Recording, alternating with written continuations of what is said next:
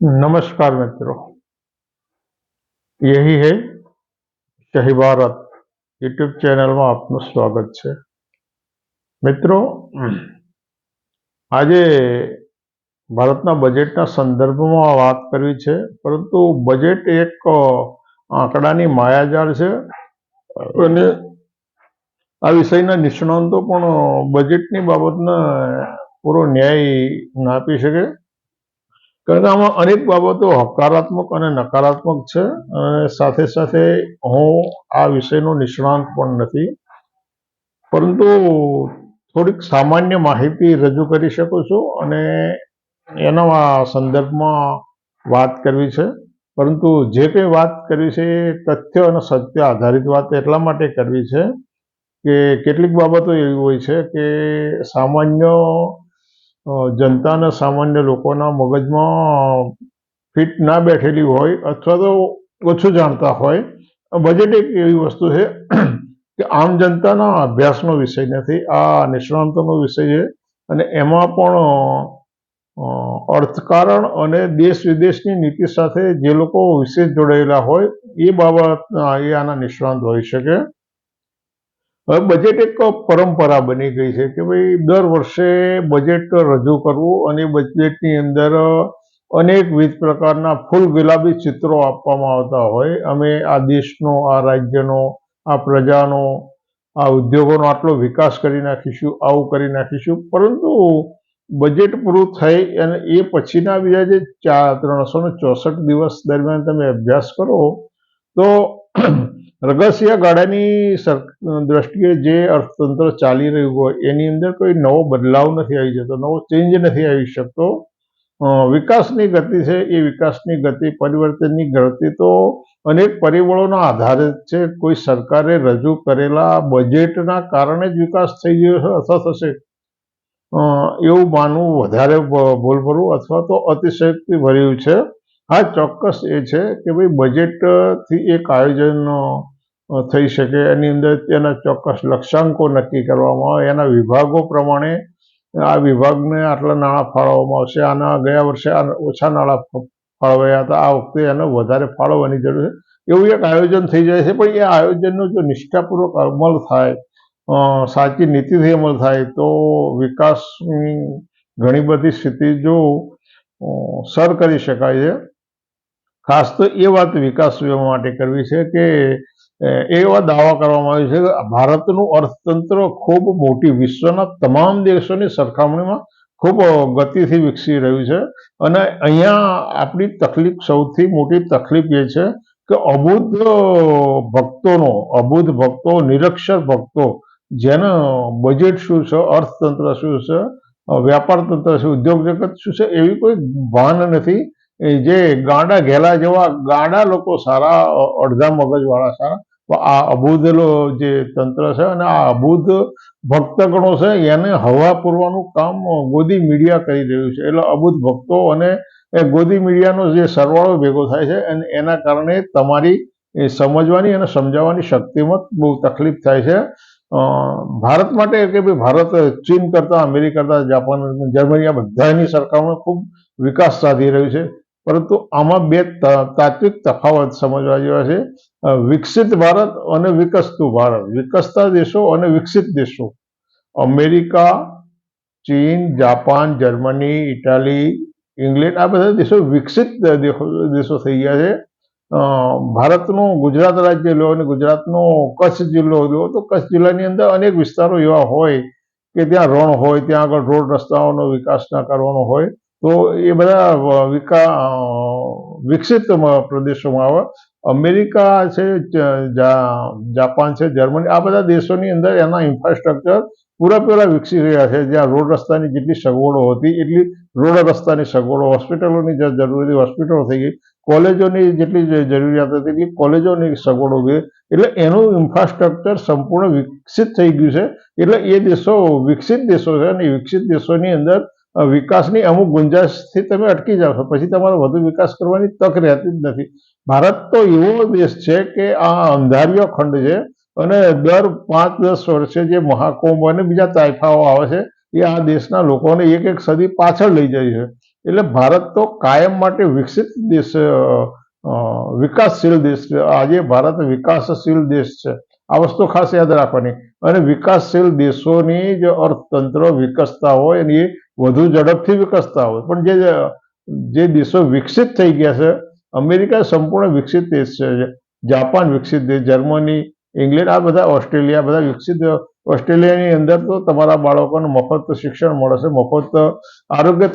અનેક દેશો એવા છે કે જ્યાં શિક્ષણ 100% મફત છે, આરોગ્ય સેવાઓ મફત છે અને બીજી અમુક સેવાઓ મફત છે. તો આ વિકસિત દેશો છે. ભારતની અંદર તો આ બધા સ્વપ્ન છે. એટલે અમેરિકા છે, જાપાન, જર્મની, આ તમામ દેશોએ પોતાના આ ક્ષેત્રોની અંદર, શિક્ષણની અંદર, આરોગ્યમાં, ખેતીમાં, વેપારમાં, ઉદ્યોગમાં, આ તમામ ક્ષેત્રોમાં આ લોકો સ્વાવલંબી બની ગયા અને એ વિકાસના તબક્કામાંથી બહાર આવીને વિકસિત થઈ ગયા. ભારત વિકસિત વિકાસશીલ દેશોના તબક્કામાં છે. બીજી બાબત એ છે કે ગમે તેટલા દાવાઓ કરવામાં આવે, ગમે તેટલા બણગાહો ફૂંકવામાં આવે, કારણ કે જે લોકોના હાથમાં આ દેશનું શાસન છે એ લોકો અર્થતંત્રના, અર્થશાસ્ત્રના નિષ્ણાંતો નથી. એ લોકો કટુવાણીના નિષ્ણાંતો છે, એ લોકો બણગા ફૂંકવાના નિષ્ણાંતો છે. એ ભારતની અર્થસત્તાને વિશ્વની ત્રીજી અર્થસત્તાએ લઈ જઈ. એટલે અંધભક્તોને હા અમારા સાહેબ આટલો બધો વિકાસ કરી નાખ્યો, પરંતુ તમારે અમેરિકા અને ચીનની સાથે સરખામણી કરવા જતા પહેલા વાસ્તવિક સ્થિતિ સમજવી જોઈએ. અમેરિકાની જીડીપી છે એ $26 ટ્રિલિયન. 1 ટ્રિલિયન એટલે 1000 અબજ. 1 ટ્રિલિયન એટલે 1000 અબજ. અમેરિકાની જે જીડીપી છે એ 26 ટ્રિલિયન ડોલર છે. ચીનની જીડીપી છે એ 19 ટ્રિલિયન ડોલર છે. ભારતની જીડીપી 4 ટ્રિલિયન કરતા ઓછી છે, 3.5 ટ્રિલિયનની આજુબાજુ છે. હવે આ તફાવત એટલે ચીનની કક્ષાએ અને અમેરિકાની, ચીન ભારત કરતા 4 ગણી જીડીપી ધરાવે છે. અમેરિકાની જીડીપી તમે 8 ગણી વધારે છે, 8-9 ગણી વધારે છે. એટલે તમને એવું કહેવામાં કે હા આપણે આ દેશને ત્રીજી અર્થસત્તા બનાવી રહ્યા, પણ ક્યાં શું એનું તમે એનો આર્થિક માપ જુઓ. અને આ આર્થિક માપને બીજી રીતે જોઈએ તો ભારતની જે નિકાસ હતી 2024માં એ 814 અબજ ડોલરની હતી અને એની સામે ચીનની જે નિકાસ હતી એ 3580 અબજ ડોલર હતી. આ બે તફાવત જોવા જેવો છે. ભારતની અર્થસત્તા આપણે આવતીકાલે જ બીજા નંબરની અને પહેલા નંબરની બની જાય એવી અપેક્ષા રાખીએ. 2047ના આ દેશને પ્રથમ દુનિયાની સર્વપ્રથમ અર્થસત્તા બનાવવાનો જે સ્વપ્ન છે એ સ્વપ્ન વહેલામાં વહેલું પૂરું થાય અને આપણે એના સહભાગી બનીએ, જોવા રહીએ અને એનો અનુભવાઈ રહીએ એવી અપેક્ષા રાખીએ. પરંતુ વાસ્તવિકતા સાથે આપણે કેટલીક બાબતો ચકાસવીને સમજવી જોઈએ અને આ બાબતો સમજવા માટે તમારે થોડીક આંકડાકીય માહિતી હોવી જોઈએ. વારંવાર જે તમને કેટલીક ખોટી માહિતીઓ આપવામાં આવે છે અથવા તો ખોટા આંકડાઓમાં આપવામાં આવે છે અને એ આંકડાઓથી અભિભૂત થઈ અને ફૂલાઈ જવું એ ખોટી વાત છે.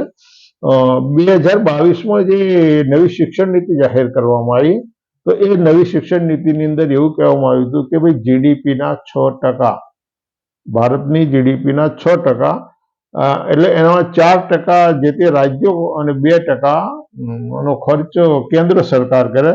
તો આ બજેટ છે એ બજેટની અંદર 2.12 લાખ કરોડ નો ખર્ચ અંદાજવામાં આવ્યો છે. એટલે એ જે જીડીપીનું જે ભારતનું આ વખતનું બજેટ છે 50.65 લાખ કરોડનું જે બજેટ છે ભારતનું આ વર્ષનું 2025-26નું જે બજેટ છે 50.65 લાખ દશાંશ કરોડનું બજેટ છે. એના માત્ર 0.64%, એટલે 0.5% કરતા પણ ઓછો ખર્ચ શિક્ષણ પાછળ આ સરકાર કરવા ધારે છે અને એના કારણે શિક્ષણના ખાનગીકરણને વેગ મળશે. શિક્ષણના ખાનગીકરણને વેગ મળે એટલે આ દેશના બાળકોને, ગરીબોને, શોષિતોને, વંચિતોને ભણવાની અને એના વિકાસની જે તકો છે ને એ તકો ઝૂંટવી લેવાની છે. શા માટે 2% એના બજેટના 2% ખર્ચ કેમ નથી ફાળવવાનો? બીજા અનેક ક્ષેત્રોની અંદર અનેક રૂપિયાઓ ઢગલાબંધ વાપરવામાં આવે. હમણાં જે બિહારની ચૂંટણી આવી રહી તો એનો ઘણું બધું મોટું ફંડ આપી દેવામાં આવ્યું છે. સારી વાત છે. દરેક પછાત રાજ્યોને એના વિકાસ માટે પૂરતું ફંડ મળી રહેવું જોઈએ, પરંતુ સાથે સાથે શિક્ષણ એ આ સમગ્ર ભારતના 150 કરોડની પ્રજાના માટે બહુ જરૂરી અગત્યનું પ્રાણવાયુ સમાન બાબત છે. તો શિક્ષણ પાસે જે વધુમાં વધુ ફંડ ફાળવવું જોઈએ. છેલ્લા 2014 થી અથવા તો એના અગાઉથી તમે જુઓ તો ક્યારેય એના જે અગાઉ કોઠારી પંચની જે ભલામણો છે એ પણ આ જ ભલામણ હતી કે 6% ખર્ચ ફાળવવો, પણ ક્યારેય એનો અમલ નથી થયો અને આ રકમ 1% જેટલી પૂરી નથી. બીજું કે મનરેગા યોજનાની અંદર આજની તારીખમાં 54 દિવસ રોજી પૂરી પડાય છે. ખરેખર તો જે મનમોહનસિંહ સરકારે મનરેગાની યોજના મોકલી અને કાયદા પ્રમાણે ઓછામાં ઓછા 100 દિવસ રોજગારી આપવાની યોજના હતી, તો એની અંદર કોઈ વિશેષ વધારો કરવામાં નથી આવ્યો. આ જે રીતે બીજી 2017માં જે નરેન્દ્ર મોદી સરકારે આરોગ્ય નીતિ જાહેર કરી હતી અને આરોગ્ય નીતિ મુજબ આરોગ્ય પાછળ બજેટના 8% ખર્ચ કરવાની જોગવાઈઓમાં વાત કરવામાં આવી હતી, પરંતુ એ ચાલુ બજેટ છે એની અંદર 89,000 કરોડ રૂપિયા ફાળવ્યા છે. એટલે એ બજેટનો કુલ આંકડો છે એના માત્ર 1.76%, એટલે પૂરા 2% પણ એનો ખર્ચ એની પાછળ નથી ફાળવવામાં આવ્યો.